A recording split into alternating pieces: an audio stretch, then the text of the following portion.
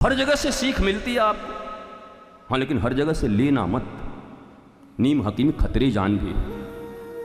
कुछ आदमी कहते हैं अपन का क्या है गुरुजी, अपन लोग को जहाँ से शिक्षा मिली ले लिया, हम किसी लिए दिख भी रहे हैं। आप भानुमति का कुनबा जोड़ा, कहीं का ईंट कहीं का रोड़ा, थोड़े खुशी थोड़े गम, दुनिया में है बेदम। एक संत एक पंथ एक ग्रंथ, गुरु पद पंकज सेवा। राम जी कहते हैं सबरी, प्रथम भगति संतन कर संगा, द्वितीय रतिमम कृष्णाष्टक, राधाष्टक, गुरुवाष्टक, डोंट गपाष्टक। अष्टक ही करना है तो राधाष्टक करो, कृष्णाष्टक करो। श्रीमद् भागवत के इस दिव्य यज्ञ में आने के बाद भी यहां से छूटोगे तो नीम के पेड़ के नीचे बैठ के गपाष्टक कर रहे हो, तो परिणाम भी वही होगा। भगवान ने कह दिया है, श्री कृष्ण ने, शुभ करो अशुभ करो, मैं लेके बैठा हुआ, बिल्कुल बेईमान नहीं हूं। भगवान कह रहे एकदम ईमानदार हूं, दे दूंगा सब। तो लक्ष्मण रेखा सत्संग की हो तो रावण कभी नहीं आ सकता। महाराज उस दिन ये सूत्र तो मैंने न जाने कितनी बार आपको बताया कि जानकी जी ने भगवान राम को भेज दिया सोने के मृग के पीछे। परमात्मा सामने खड़ा है और उनको चाहिए सोना। ठाकुर जी चले गए बिना कुछ बोले। अब इसकी बड़ी मीमांसा है। जीवन में कभी जानकी जी ने ठाकुर जी से कुछ बोला ही नहीं। पहली बार कोई बात कही, ठाकुर जी बोले हम समझाने जाएं क्या, इतनी समझ तो जानकी जी को भी होगी कि सोने का मृग नहीं होता। तो बोलेंगे जीवन में कभी कुछ बोला नहीं, एक बार बोला तो ज्ञान देने लगे। यद्यपि ऐसा होता नहीं, सब लीला ही है ठाकुर जी का।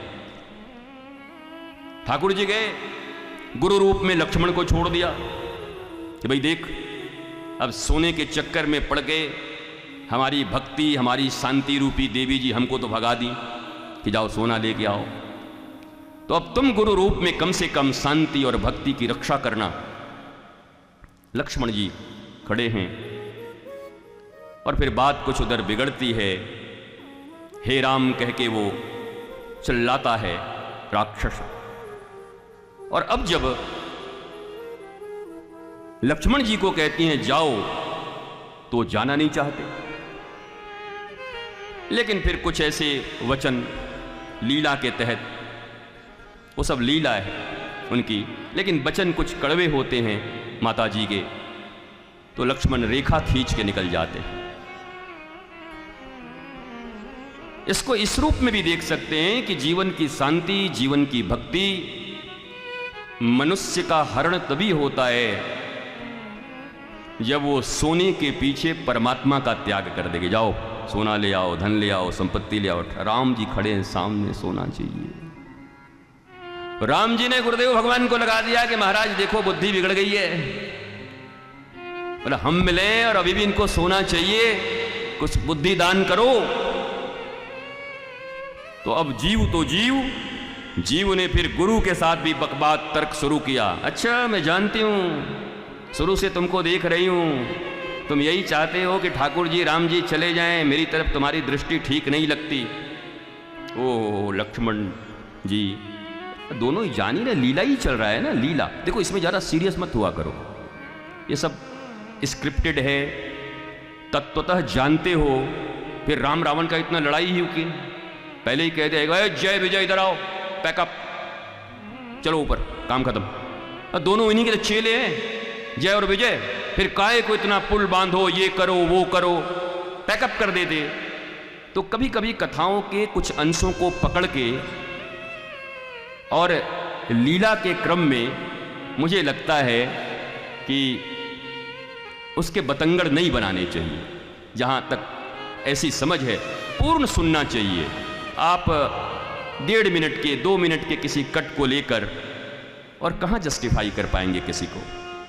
लेकिन इसकी जरूरत कहाँ है, किस संदर्भ में कहे गए, कहाँ पर कहा गया, ये जो पूर्ण रूप से सुन रहा है वही समझ सकता है।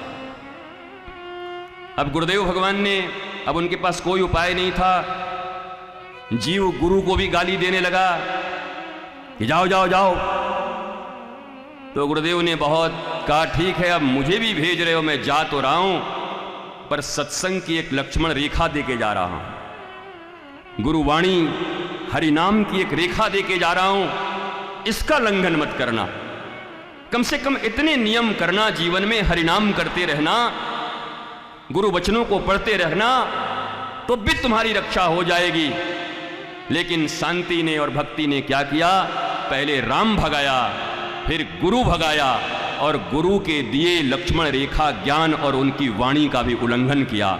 और अब जब उल्लंघन करके लक्ष्मण रेखा का लंघन की जानकी जी, तो उसके बाद अरविंद त्रिवेदी उठाया और लेकर लंका चला गया रावण। तो लक्ष्मण रेखा सत्संग की हो तो रावण कभी नहीं आ सकता। जीवन में अगर दुर्दशा आ गई है तो निश्चित याद रखना कि परमात्मा का अपमान तो हो ही गया है, गुरु का अपमान तो हो ही गया है, लेकिन गुरुवाणी और शास्त्र वाणी में भी तुम्हारा विश्वास नहीं रह गया। इसलिए कोई न कोई मोह रूपी और अहंकार रूपी रावण आएगा, तुम्हें उठाएगा, तुम्हारी शांति का हरण करेगा, भक्ति का हरण करेगा, और अशोक वृक्ष के नीचे भी बैठ करके शोक करना पड़ेगा तुमको।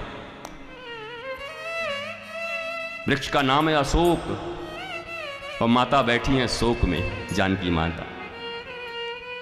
तो ये संसार के धन संपत्ति जिनको तुम ये सोच रहे हो कि अशोक होने का पूरा उपाय मैंने कर लिया है, बड़े बड़े हमारे महल हैं, गाड़ियां हैं, नौकरी हैं, पैसे हैं, बेटा हैं, वो हैं, पर याद रखना ईश्वर से दूर होकर, राम से दूर होकर, गुरु से दूर होकर, शास्त्रों से दूर होकर, उनके वचनों से दूर होकर अशोक का वृक्ष जरूर बना रखे होगे, पर शोक कम होने वाला नहीं है। अशोक वृक्ष के नीचे भी शोक ही होगा। जीवन में बड़ी उपलब्धि मिट जाएगी जो भी प्राप्त किए हो।